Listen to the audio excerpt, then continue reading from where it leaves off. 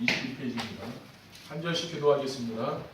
내가 주 안에서 크게 기뻐함은 너희가 나를 생각하던 것이 이제 다시 싹이 나비니 너희가 또한 이를 위하여 생각을 하였으나 기회가 없었느니라.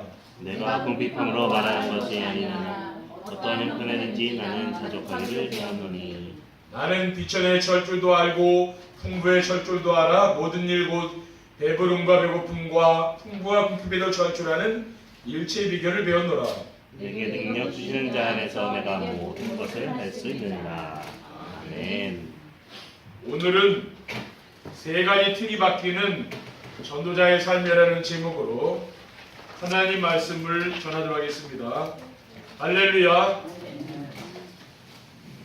주위에 계신 성도님들과 인사를 나누겠습니다.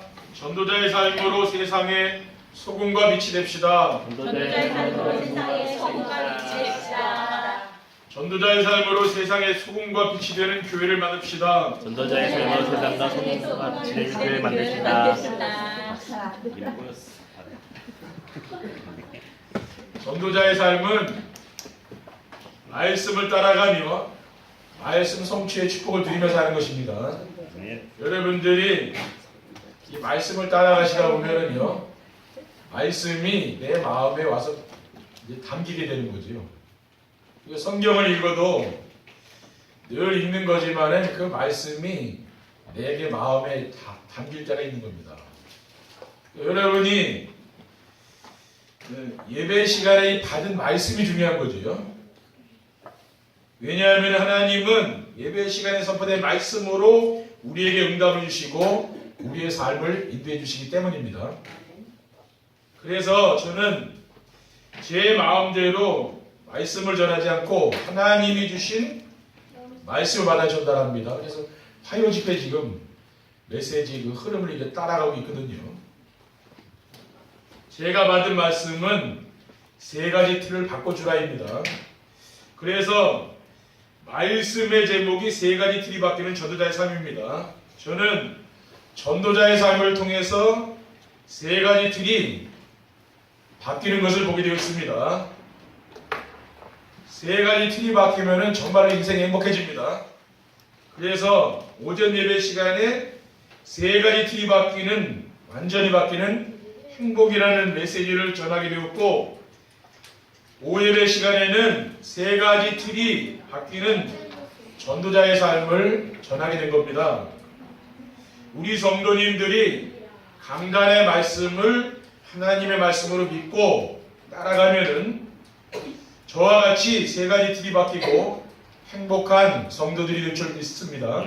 첫 번째, 전도자의 삶으로 바꿔야 할 세 가지 틀입니다. 뭘로 우리는 바꾸죠? 전도자의 삶으로 바꾸는 거죠. 전도자의 삶이 뭐라 그랬어요? 그건 정시예배예요. 정시예배는 뭡니까? 강단의 말씀을 날마다 정한 시간에 듣는 걸 말합니다. 아침에 밤에. 그게 바로 전도자의 삶이라 그러는 거예요. 이거는 우리 교회가 오는 축복입니다. 대한민국의 어디 교회 가도 이렇게 설교하는 데는 없다니까요. 그렇죠? 일주일에 가서 목사님, 담임 목사님 설교 한번 들으면 됐지 왜 들으라 그러는 목사님 맞습니까? 우리 교회는 유일한 교회라 그랬죠. 어느 교회에 그런 이야기하는 목사님이 없다니까요. 자기 설교를 매 들으라. 그런 사람 난 못 봤어요 아직까지. 근데 우리 교회는 지금 그게 하고 있잖아요. 그렇죠? 근데 오해하지 마세요. 이게 유일한 축복이라 그 말이에요. 그렇죠? 그래서 세 가지 틀을 바꿔야 될 세 가지 틀이 뭐냐면은 스스로 자신을 속이는 습관의 틀을 말합니다. 우리는 자신도 모르게 된다 안 된다고 하는 불신앙의 말을 하게 되죠. 그리고 우리는 자신도 모르게 할 수 있다, 할 수 없다는 인본주의 말합니다. 그리고 우리는 자신도 모르게 맞다 틀렸다 하면서 다른 사람을 원망하고 비난하는 말 하지 않습니까? 그러니까 이런 습관의 틀을 바꾸라고 말해요. 불신앙, 인본주의, 또 다른 사람 비난하는 것. 마태복음 7장 1절 2절에는 비판을 받지 아니하려거든 비판하지 말라. 너희가 비판하는 그 비판으로 너희가 비판을 받을 것이요 너희가 헤아리는 그 헤아림으로 너희가 헤아림을 받을 것이니라고 했습니다. 그리고 전도자의 삶으로 바뀌는 세 가지 틀이 무엇입니까? 더 무서운 게 있는데 보이지 않는 생각의 틀이 있어요. 뭐냐면은 남이 시키는 대로 하거나 자신의 주관이 없이 남의 눈치만 보는 노예 근성을 말하는 겁니다. 출애굽기 16장 7절에는 아침에는 너희가 여호와의 영광을 보리니 이는 여호와께서 너희가 자기를 향하여 원망함을 들으셨습니다. 우리가 누구이기에 너희가 우리에게 대하여 원망하느냐라고 했습니다. 그리고 고린도전서 13절에 보면 그들 가운데 어떤 사람들이 원망하다가 멸망시키는 자에게 멸망하였나니 너희는 그들과 같이 원망하지 말라, 이런 말씀이 있어요. 이 말씀의 배경이 뭐냐면은 이스라엘 백성들이 출애굽에서 홍해를 건너고 광야길을 가게 되었습니다. 그런데 광야길을 갔는데 이스라엘 백성들이 매일매일 하나님이 농사를 짓지 않는데도 만나와 메추라기를 내려서 먹여 살렸거든요. 그런데도 늘 원망하고 불평하고 하는 거예요. 왜 그렇습니까? 감사하고 늘 살아야 되는데 원망 불평이 끊이지 않는 거. 어디서 나온? 이건 애굽에서 살 때 나온 애굽의 근성이라는 거예요. 애굽 근성. 우리도 예수 그리스도를 믿기 전에 그 근성 있죠? 그거를 이제 바꿔야 된다는 말이에요. 금방 바뀌진 않잖아요. 평생 바꿔야 되는 거죠. 그리고 무엇에 묶여 있어서 스스로는 아무것도 할 수 없다는 포로 근성. 그건 뭡니까? 묶여온 거죠. 자기도 모르게 묶여가지고 어디 끌려가 있는 거예요. 이사야 43장 18절에는 너희는 이전 일을 기억하지 말며 옛날 일을 생각하지 말라고 했습니다. 자꾸만 옛날 생각이 잡히는 거 있죠. 그 상처라든가 과거의 안 좋은 기억들, 그렇죠. 그게 자꾸 나잖아요. 그게 뭡니까? 나도 모르게 거기 지금 끌려가 있는 거예요. 예레미야 6장 19절에는 땅이여 들으라 내가 이 백성에게 재앙을 내리니 이것이 그들의 생각의 결과라 그들이 내 말을 듣지 아니하며 내 율법을 거절했음이라고 했습니다. 그러니까 이스라엘 백성들이 재앙이 왔는데 왜 재앙? 그 사람들 생각이 그런 거예요. 그러니까 늘 내가 막 조주스러운 생각, 안 되는 생각, 그렇죠. 막 늘 그런 생각만 해봐요. 그러면 사람이 생각의 결과라. 우리가 뭔가 막 이렇게 포로로 끌려가서 있는 그 생각 있죠? 우리는 그걸 바꿔야 된다는 말이죠. 뭘로 바꿉니까? 복음 생각으로 그러니까 바꿔 있다가 되잖아요. 그리고 무슨 일이든 허락을 받아서 해야 한다는 속국근성입니다. 그러니까 속국. 이스라엘 민족이 나라를 잃어버리고 이제 로마의 속국이 되지 않았습니까? 그러니까 로마의 압제하에 있기 때문에 창의적인 생각을 하는 게 아니에요. 하나님 우리에게는 엄청난 창의적인 생각들을 주잖아요. 그렇죠?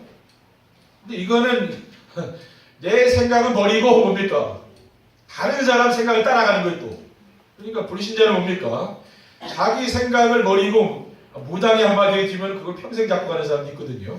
또 뭐예요? 거기 생각이 이제 잡혀 있는 거죠. 그게 속국근성이다. 위에서 명령하지 않으면 안 한다니까요. 그렇죠? 우리가 위에서 명령을 안 해도 내가 스스로 자발적으로 우리가 일하고 해야 되잖아요. 근데 명령 안 하면은 안 하는 거예요. 그렇죠? 그게 뭡니까? 속국이 됐으니까. 그렇죠. 이렇게 됩니다. 근데 알게 모르게 뭡니까? 우리 속에 이런 생각의 틀이 있다는 거예요. 자발적으로 그렇죠. 우리가 교회 일이라든가 가정 일이라든가 직장 일도 자발적으로 이렇게 해야 되는 거지 다른 사람이 내가 시켜서 하게 되면 뭐예요? 그게 바로 속국근성이라고 하죠. 그런 거 하지 말자고 말이에요. 그렇죠. 그리고 전도자의 삶으로 바뀌는 세 가지 틀이 무엇입니까? 사탄의 틀이 있다고. 그게 뭡니까? 빠져있고 덮여있고 묶여있는 것이 있는데 그게 바로 사탄의 틀이에요. 그러니까 태어나면서부터 가지고 나온 것이 있는데 그게 뭐냐면 자기중심이죠. 그러니까 자기밖에 모르는 거예요. 그렇죠. 그리고 창세기 6장은 물질 중심. 돈이 이제 하나님 자리가 있는 거죠. 그 네피림. 또 창세기 11장에 보면은 성공 중심. 세상 사람들이 성공을 위해서 얼마나 경쟁하면서 다녀갑니까? 바로 거기 빠져 있는 거거든요. 그리고 사탄이 만들어놓은 무속문화, 점술문화, 우상문화가 있죠. 거기에가 그게 이제 덮여 있는 거죠. 덮여 있으니까 뭐예요? 안 보이는 게 나는 거예요. 그리고 인간이 어떤 노력으로도 벗어날 수 없는 불신자의 여성의 상태가 있는 여기에 바로 묶여 있다는 말이에요. 그러니까 빠져나갈 수가 없는 겁니다. 사주팔자의 운명에 매여가지고 절대로 못 빠져나가는 거죠. 고린도후서 4장 4절에는 그 중에 이 세상의 신이 믿지 아니하는 자들의 마음을 혼미하게 하여 그리스도의 영광의 복음의 광채가 비치지 못하게 하미니 그리스도는 하나님의 형상이니라. 이 세상 신 사단이잖아요. 지금 세상 사람들은 뭡니까? 지금 사단에게 완전히 지금 잡혀 있는 거죠. 그러니까 우리는 그걸 봐야 된다는 거예요. 그러니까 우리도 과거에 그 속에 빠져 있고 덮여 있고 묶여 있기 때문에 그것을 우리가 이 틀을 깨야 된다는 거예요. 두 번째, 세 가지 틀이 바뀌는 전도자의 삶을 살려면 어떻게 하면 됩니까? 인생의 근본을 바꾸는 21가지 삶 속으로 들어가야 됩니다. 인생의 근본을 바꾸려면 뭐가 됩니까? 그리스도의 언약이 아니면 인생의 근본은 안 바뀌는 거죠. 그래서 갈보리산의 언약, 그리스도입니다. 우리는 이 복음 누리는 거죠. 그리고 감람산의 미션이 뭡니까? 하나님 나라 누리는 거예요. 그리고 마가다락방 유다가 뭡니까? 성령 충만. 오직 성령 충만 받으면 되는 거죠. 이것이 뭐에 되느냐? 나의 천명소명 사명으로 잡혀야 되는 거예요. 그러니까 그리스도가 나에게 천명으로 잡혀야 되고요. 하나님 나라가 소명이고 성령 충만이 사명으로 잡히는 거죠. 그렇게 되면은 당연, 필연, 절대적인 것 이것을 내가 알게 되는 거죠. 그러면서 일심전심 지속하게 되는 거예요. 한 마음으로 일심으로 지속합니다. 전심으로. 그리고 여기서 오직 유일성 재창조의 움작이 옵니다. 그러면 24시, 25시 영원한 응답 받습니다. 24시 늘 뭡니까? 임마누엘 축복 드리는 거죠. 25시에 하나님의 시간표예요. 그렇죠. 하나님의 역사가 나타나는 거예요. 그러면서 영원한 응답이 오는 거죠. 그러니까 말씀을 통해서 영원한 응답이 와요. 그러게 되면 어떻게 됩니까? 나의 잘못된 각인뿐이 체질이 바뀌는 거죠. 그리고 세 가지 틀이 바뀌는 전도자의 삶을 살려면 어떻게 하면 됩니까? 옛 틀을 깨뜨리고 새 틀을 갖추는 세 가지 시스템 속으로 들어가야 됩니다. 그러면 세 가지 시스템이 무엇입니까? 다른 시스템이세요. 다른 시스템. 이건 뭐냐면은 그리스도의 비밀을 알고 그리스도가 오직이 된 사람을 말합니다. 그게 다른 시스템이라. 마태복음 10장 16절에 보면 주는 그리스도시요 살아계신 하나님의 아들이십니다. 내가 이 반석 위에 내 교회를 세우리니 음부역에서 내지 못하냐고 했어요. 천국 열쇠를 네게 주리니 내가 땅에서 무엇이든 매면 내가 하늘에서 매이고 내가 땅에서 무엇이든 풀면 하늘에 풀이라 했죠. 그리고 빌립보서 3장 8절에 9절에 보면 또한 모든 것을 해로 여기면 내 주 그리스도 예수를 아는 지식이 가장 고상하기 때문이라 내가 그를 위하여 모든 것을 잃어버리고 배설물을 여기면 그리스도를 얻고 거기에서 발견되려면 하겠어요. 그러니까 사도 바울은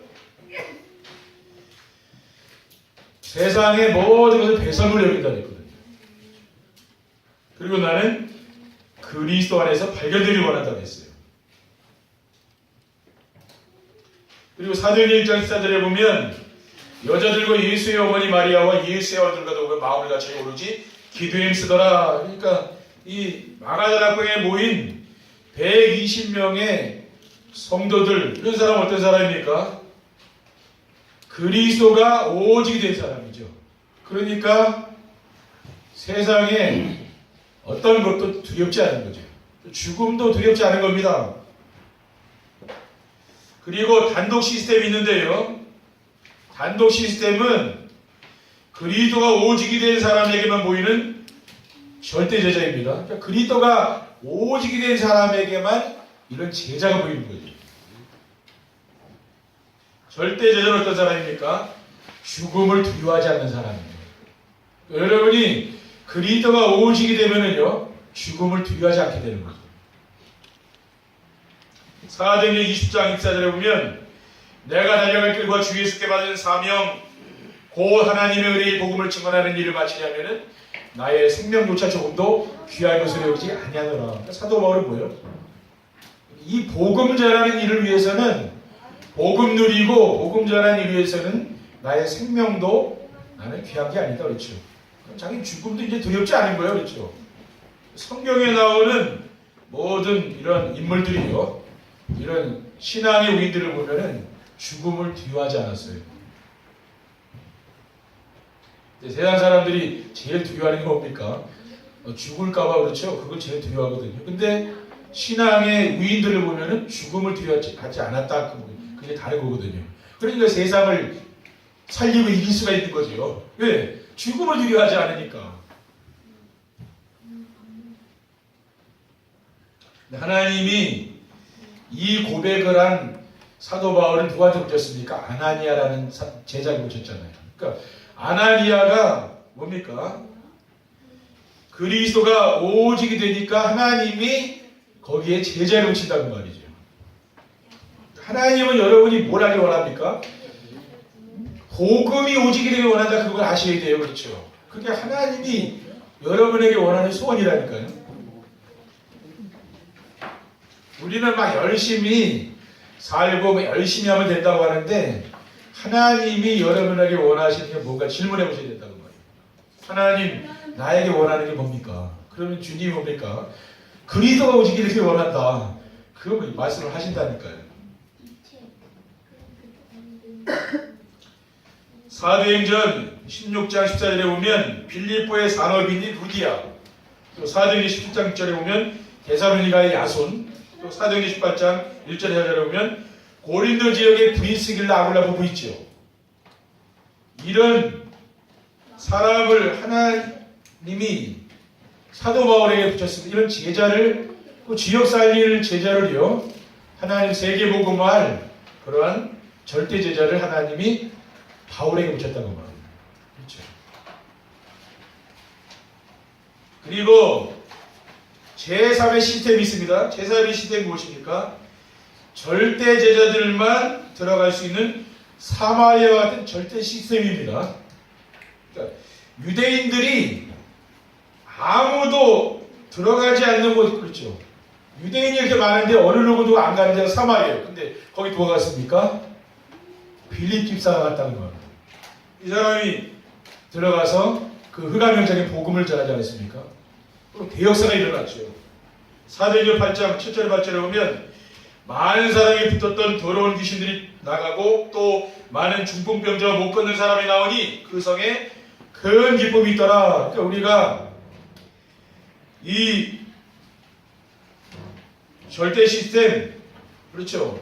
이 현장에 왜 갑니까? 절대 현장. 하나님의 관심을 거기 있는 거 아닙니까? 그래서 우리가 팀을 이뤄서 현장 가는 이유가 있는 거예요. 거기 가면은요, 현장을 보게 되잖아요. 현장에 구원받을 사람이 많이 있다는 걸 보게 되고요. 정말 현장에 이렇게 버려지고 고통당하고 그런 사람들을 보게 된다는 말이에요. 그게 뭡니까? 그게 내가 영혼을 사랑하게 되는 거 아닙니까? 거기서. 그렇죠. 그러니까 저는 뭐냐면은 그래서 어떤 사람을 만나는 걸 두려워하지 않는다는 말이에요. 왜? 그 현장에 들어가기 때문에 그래요. 그렇죠. 사람을 만나니까. 그러니까 사람을 우리가 알게 되잖아요. 만나다 보니까. 그러니까 내가 그 사람에게 답을 주죠. 그 사람에 대해 영향받지 않잖아요. 그렇죠? 그냥 두려워하지 않는 거예요. 왜냐? 그 현장에 복음이 필요한 현장 아닙니까? 그리고 세 가지 틀이 바뀌는 전도자의 삶을 살리면 어떻게 하면 됩니까? 후대와 시대와 현장을 살리는 777 현장 시스템이 비밀 속으로 들어가야 됩니다. 그래서 7달란트를 찾는 비밀이 있어야 되는 거죠. 그러기 위해서는 성경과 렘넌트 7명과 사도행전 1장 1절 3절 8절과 예배와 오직 일성 재창조회 이 축복을 누려야 되는 거죠. 유대인들은 어떻게 7달란트를 찾았습니까? 토라와 시에마와 탈무드를 공부하면서 달란트를 찾아줬잖아요. 우리는 뭐예요? 말씀 안에서, 성경 말씀 안에서 복음을 이해하는 거죠. 유대인들은 우인들을 통해서 찾았지 않았습니까? 근데 우리는 뭡니까? 성경의 렘넌트들이 누린 임마누엘의 축복을 우리가 누리는 거죠. 그리고 유대인들은 세절기를 지켰잖아요. 지금도 그 사람들이 세절기 지키잖아요. 근데 우리는 뭡니까? 그 세절기의 의미죠. 그리스도와 하나님 나라와 성령 충만, 이것을 누리는 거예요. 그리고 유대인은 안식일을 생명같이 지키잖아요. 우리는 뭡니까? 예배가 삶의 중심이 되는 거죠. 그리고 유대인들은 성인식을 했지만 우리가 성인식은 뭡니까? 우리가 하는 성인식은 그리스도가 오직이 되는 것, 그게 바로 달란트를 찾는 게 그거예요.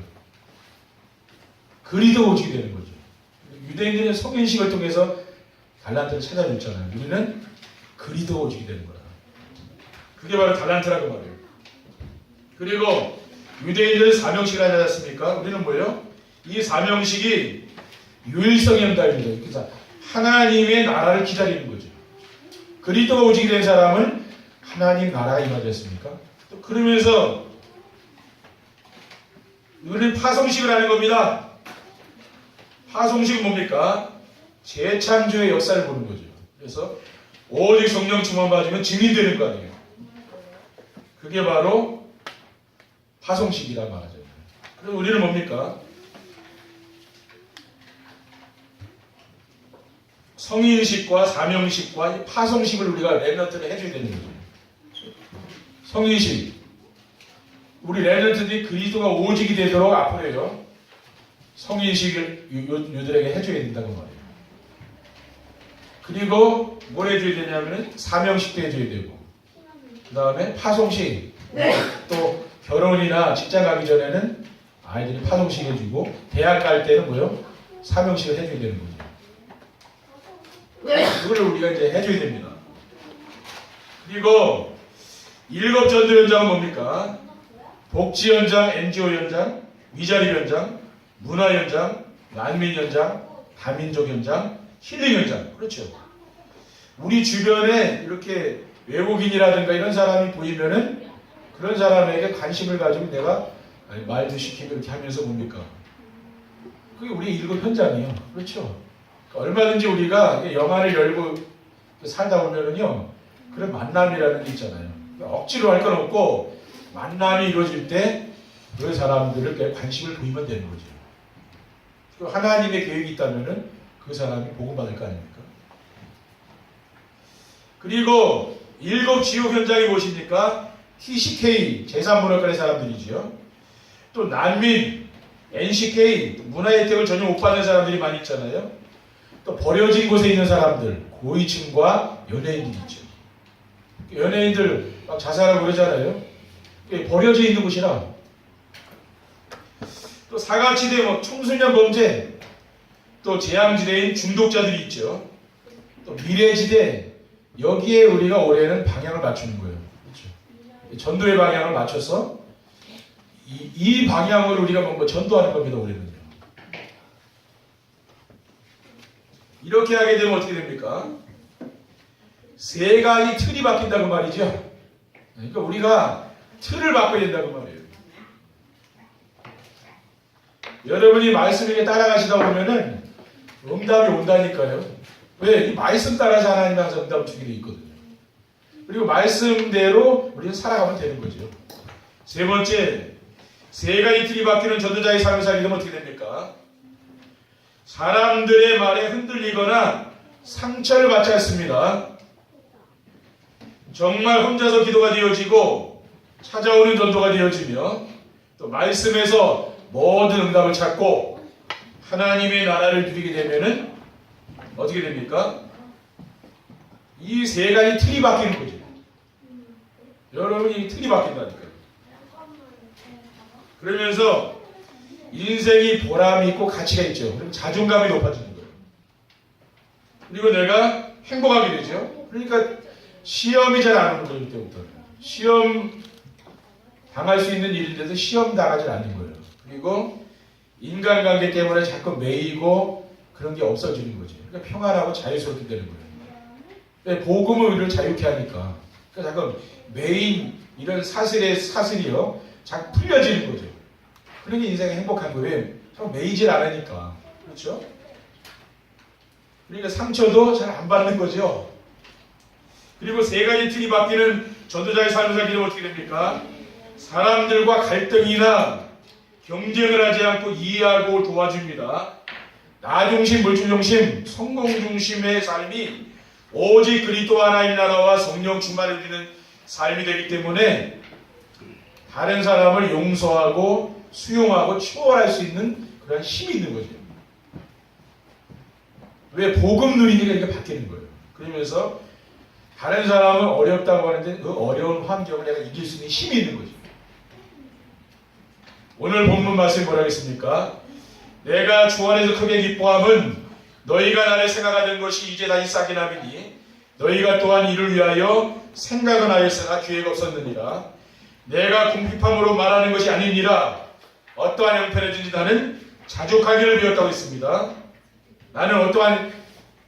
나는 비천에 처할 줄도 알고 풍부에 처할 줄도 알아. 모든 일고 배부름과 배고픔과 풍부와 궁핍에도 처할 줄 아는 일체 비결을 배우노라. 내게 능력 주시는 자는 내가 모든 것을 할 수 있다고 했습니다. 사도 바울은 나는 스스로 만족하는 것이니까 자족이라는 것을 그걸 배웠다고 말이죠. 그리고 세 가지 틀이 바뀌는 전도자의 삶을 살기는 어떻게 됩니까? 현장과 시대에 없으면 안 되는 수건과 빛이 되어서 소중한 사람이 되는 거죠.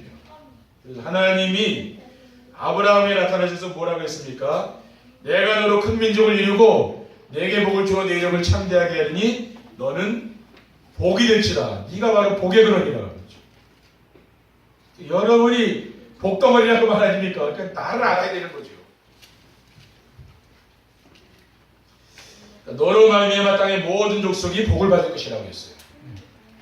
하나님이 아브라함이 주신 약속인데 이게 뭡니까? 우리 성도님들에게 주신 이게 약속이잖아요. 그렇죠? 이 말씀을 잡으라 그 말이에요. 이번 설 명절 기간에도 이 언약의 말씀을 잡고 기도하시기 바랍니다. 네. 결국은 말씀 잡아야 된다니까요. 내 생각 이게 거기 속을 수 있다고 말이에요. 그렇죠? 우리는 말씀보다 앞서갈 수 있거든요. 그걸 빨리 내려놔야 돼요. 말씀 그거는 내가 말씀을 잡아 듣는 방법밖에 없는 거죠. 그렇죠? 그래서 우리가 정시예배를 하는 겁니다. 그리고 다니엘서 12장 3절에 보면은 지혜 있는 자는 궁창의 빛과 같이 빛날 것이요 많은 사람을 옳은 대로 돌아오게 한 자는 별과 같이 영원토록 빛나리라 했거든요. 그리고 디모데후서 2장 4절에 하나님은 모든 사람이 구원을 받으며 진리를 아는 데 이르기를 원하는 자라고 했거든요. 우리는 뭡니까? 이러한 말씀을 내가 마음에 담고 기도하게 되면은요, 우리의 삶이 어떻게 됩니까? 이런 말씀 속으로 내가 들어가게 되는 거죠. 그러면은 여러분들이 이 세상에 없으면 안 되는 빛과 소금이 되는 겁니다. 그렇죠? 여러분 한 사람이 얼마나 귀한 사람들입니까? 많은 사람이 필요한 게 아니죠. 그렇죠? 한 사람만 있으면 되거든요. 하나님이 요셉 한 사람, 모세 한 사람, 다윗 한 사람, 하나님은 그 사람을 통해 일하잖아요. 우리나라도 마찬가지예요. 한 사람이 세워지는 거죠. 저 한 사람, 제가 세워지게 되면 뭡니까? 우리 교회가 다 사는 거죠. 여러분 한 사람이 세워지면은 가문 살리고 지역 살리고 후대 살리는 일이 일어난다니까요. 그러니까 다른 사람이 중요한 거예요. 오늘 하나님 앞에 여러분 한 사람이 세워지기 바랍니다. 그게 중요한 거예요. 여러분 가정에서 한 사람이 중요한 거예요. 그렇죠? 여러분이 다 살린다니까. 그래서 이번 한 주간 이 설 명절 기간에 정말 여러분이 세 가지 틀이 바뀌어서 행복한 그러한 전도자의 삶을 사시기를 주님의 이름으로 축원드립니다. 기도하겠습니다. 하나님 감사합니다. 오늘 주신 말씀을 우리의 마음에 언약으로 굳게 붙잡을 수 있도록 도와주시고, 나의 생각보다 하나님 말씀이 진리라는 사실을 우리가 늘 깨닫고 우리의 생각이 복음 속으로 또 말씀 속으로 들어갈 수 있도록 인도해 주시옵소서. 그래서 세 가지 틀이 완전히 바뀌는 귀한 축복을 누릴 수 있도록 인도해 주옵소서. 주 예수 그리스도 이름으로 기도드립니다. 아멘.